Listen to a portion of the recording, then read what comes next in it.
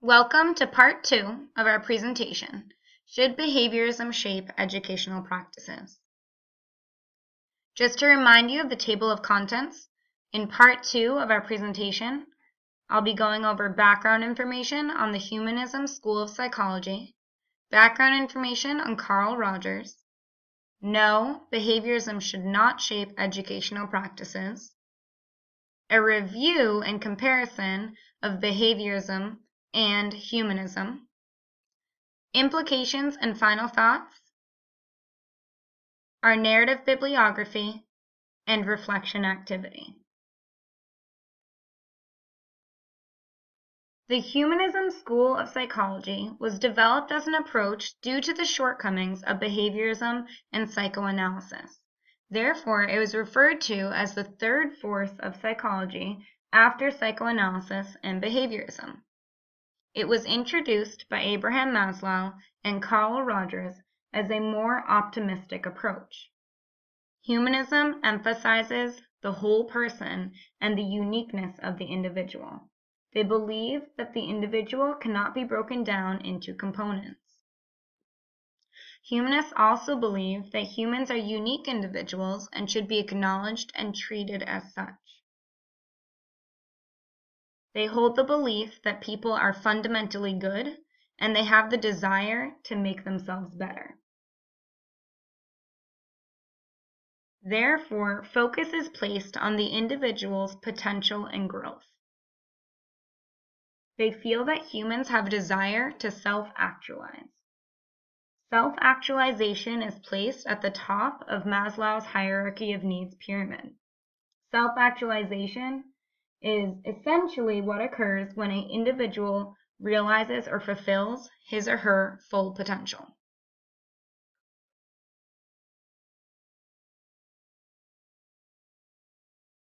Humanists reject scientific methodology, including the study of animals.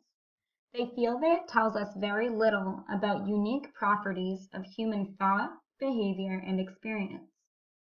Essentially, they view humans as fundamentally different than other animals because humans are conscious beings capable of thought, reason, and language, and therefore studies on animals hold little value. Humanists take the approach of studying personality from the individual's subjective experience and understanding, rather than objective reality. They believe that humans have free will, the ability and responsibility to make choices.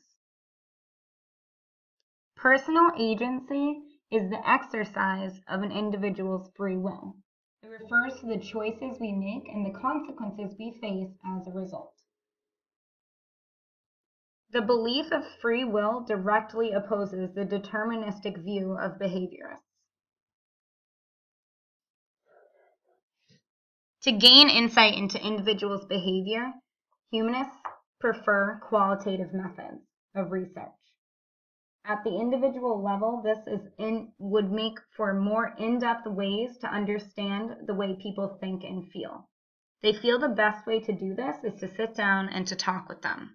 This takes the form of unstructured interviews, observation, and open-ended questions.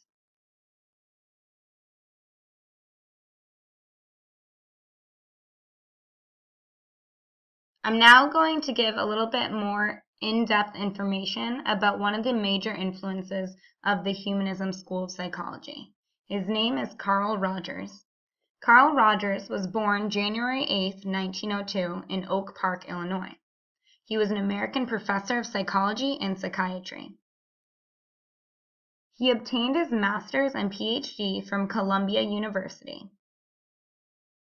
He became a professor of clinical psychology at Ohio State. While there, he wrote Counseling and Psychotherapy in 1942. He believed that clients can resolve difficulties and gain insight in order to better their lives upon establishing a relationship with their therapist. He became professor of psychology at the University of Chicago, where he established a counseling center. At the counseling center, he conducted studies in the effectiveness of his own methods. He taught psychology at the University of Wisconsin, where he wrote one of his most well-known books entitled On Becoming a Person. He then moved to La Jolla, California, where he established the Center for Studies of the Person. He continued to write while in La Jolla, California. He later passed away in February 4th, 1987. As a humanist, Carl Rogers believed that individuals are motivated to fulfill their potential, and that potential of each individual is unique. He developed person-centered therapy beginning in the 1940s. Person-centered therapy used a more warmer and optimistic approach that encouraged the focus on current subjective understanding as opposed to someone else's view or interpretation of the situation. He felt that answers to patients' questions were within the patient, not the therapist. Rather, the therapist would act as a facilitator for the patient to discover answers for him or herself. He believed that therapists should be warm and understanding. In order for a person to grow, they need an environment that provides them with genuineness, acceptance, and empathy.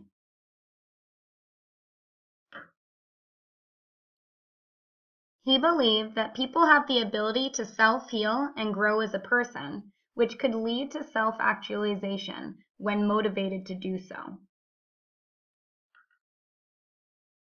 He emphasized the here and now, and the individual's most current perspectives rather than focusing on past or present. According to Rogers, we want to feel, experience, and behave in ways which are consistent with our self-image and which reflect what we would like to be, our ideal self. He believed that self-actualization would occur when a person's ideal self, who they would like to be, is congruent with their actual behavior, or their self-image. Carl Rogers placed a lot of focus on the idea of self, who we really are as a person. He believed that it was made up of concepts unique to the individual, including self-worth, what we think about ourselves, self-image, how we see ourselves, and our ideal self, the person that we would like to be. Ideal self is continually changing. Carl Rogers believed that humans need to be regarded positively by others, to feel valued, respected, and loved. He believed there were two types of positive regard. Unconditional positive regard refers to acceptance and love of the individual for what he or she is. Conditional positive regard refers to praise and approval that's dependent on the individual behaving in ways that are thought to be correct. This is when the individual is not accepted for who they are, but rather on the way they behave.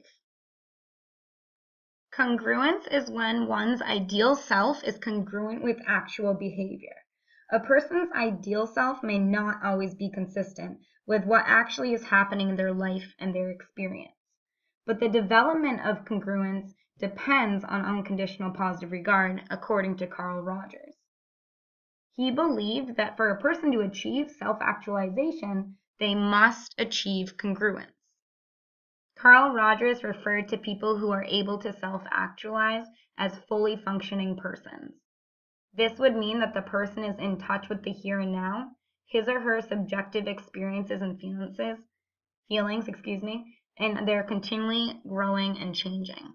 He noted 5 characteristics of a fully functioning person. These characteristics include being open to experience. This means that they accept both positive and negative emotions. Next is existential living. This means that they live and appreciate the present. They live in the moment. Next is trusting feelings. This would be trusting themselves to make the right choices. Creativity refers to creative thinking and the ability to adjust and seek new experiences. Last is fulfilled life. This means that the person is happy and satisfied with their life. They're also looking for new challenges and experiences.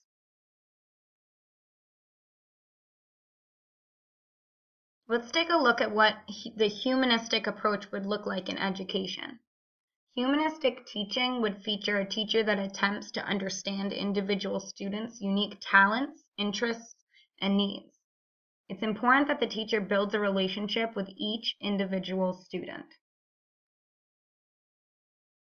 They would accept the whole learner, keeping the affective domain in mind. They would understand that a student's feelings can affect their learning, whether it enhances or interferes with it. They would also believe that a student's experiences may have influence on helping to understand subject matter. Humanistic education favors self-directed learning and encourages learning from peers. This would take a student-centered approach. The teacher would act as a facilitator in helping the student to understand and master skills and knowledge. I've included a video entitled Carl Rogers and Problems in Education that's available on YouTube. The link is below. You can also access this video in the Plato thread. After watching this short video, please see Part 2B in Plato.